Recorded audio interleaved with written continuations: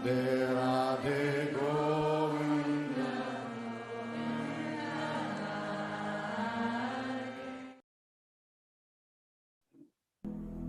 जैसे हम देख सकते हैं परीक्षित महाराज एक बार शिकार करते हुए गए जंगल में। शिकार करते करते करते बहुत समय हो गया और फिर वो थक जाते हैं और थक के फिर आखिरी में एक आश्रम में प्रवेश कर लेते हैं और उस आश्रम में शमीक ऋषि रहते हैं और शमीक ऋषि के साथ वहां पर दर्शन करते हैं उनसे, तो जल की याचना करते हैं। पर शमीक ऋषि तो ध्यान में थे, इसीलिए वो उनका सवाल का जवाब नहीं दे पाए।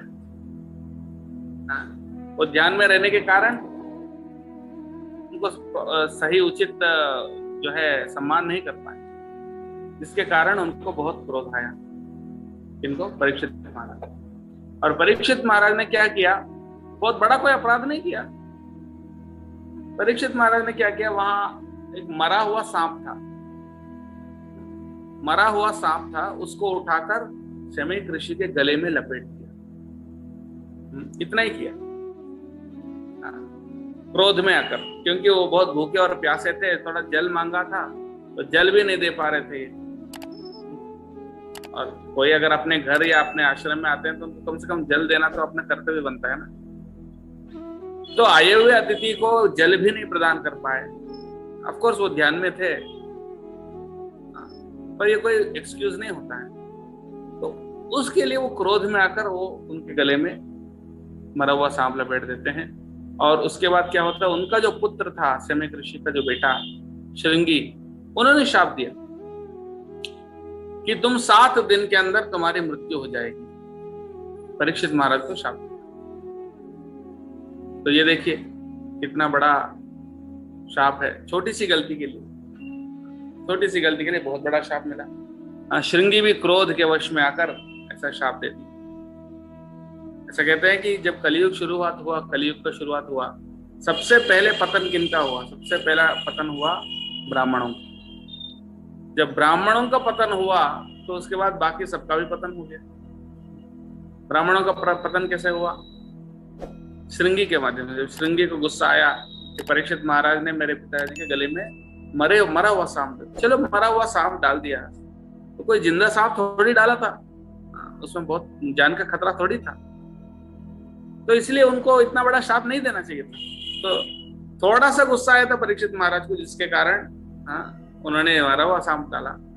लेकिन श्रृंगी को तो बहुत ज्यादा ही गुस्सा आया, अनुचित गुस्सा। क्रोध में उचित और अनुचित दोनों होते हैं। उचित क्रोध जो है वो कंस्ट्रक्टिव होता है। कभी कभी उचित क्रोध भी करना पड़ता है। जब बच्चा अगर ज्यादा नटखट हो जाता है तो माता पिता को थोड़ा क्रोध तो करना पड़ता है ना। या कोई अपराधी हो जाता है, कोई अपराध करता है तो पुलिस को भी क्रोध दिखाना पड़ता है। युद्ध भूमि में शत्रु के ऊपर क्रोध दिखाना पड़ता है। तो उचित क्रोध होता है, पर ये अनुचित क्रोध था किनका? श्रृंगी का। तो इस प्रकार से अनुचित क्रोध के कारण बहुत सारे लोगों ने बहुत सारे उदाहरण हैं। जैसे विश्वामित्र मुनि ने भी पहली बार जब तपस्या किए थे 60,000 साल, तो मेनका जो है स्वर्ग की अप्सरा है, इंद्रदेव ने उनको भेजा उनके तपस्या भंग करने। जब मेनका आई तो उन्होंने क्या किया? विश्वामित्र मुनि ने उन्होंने मेनका को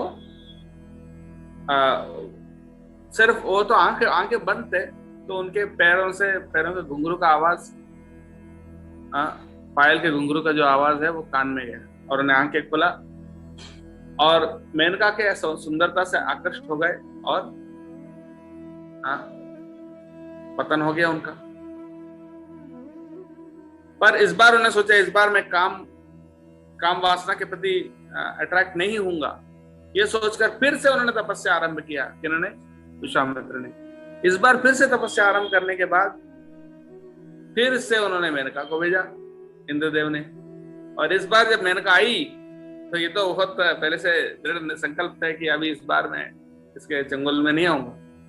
पर उन्होंने क्या किया? इस बार हाँ, उनको बहुत गुस्सा आया कि भाई मेनका मैं फिर से आई मुझे डिस्टर्ब करने के लिए, इस बार तो मैं उसको जला देता हूँ। और बहुत गुस्से में, क्रोध में उन्होंने बहुत आंखें बड़े बड़े करके उनके ऊपर ऐसा एक देखा, तो उस अग्नि से वो मेनका बेचारी बस भस्म हो गई।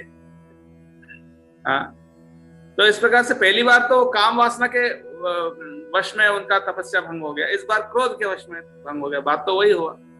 हाँ, है ना। और इस बार उन्होंने क्रोध से जो उनको जलाया उससे उनका सारी शक्ति खत्म हो गई, वापस से उनको शुरू करना पड़ा। तो इसलिए ये जो श्लोक हमने भागवतम का भी चर्चा किया था, उसमें ये बताया गया है, कोई व्यक्ति बहुत बड़ा समुद्र को पार कर लेता है, बहुत बड़ा समुद्र को पार कर लेता है, लेकिन छोटे से गड्ढे में गिर जाता है, तो कितना बड़ा दुर्भाग्य। उसी प्रकार से बहुत सारे ऋषि मुनि ऐसे हैं जो काम वासना का बहुत बड़ा समुद्र को पार कर लेते हैं, लेकिन क्रोध के छोटे से गड्ढे में वो गिर जाते हैं। राधे राधे गो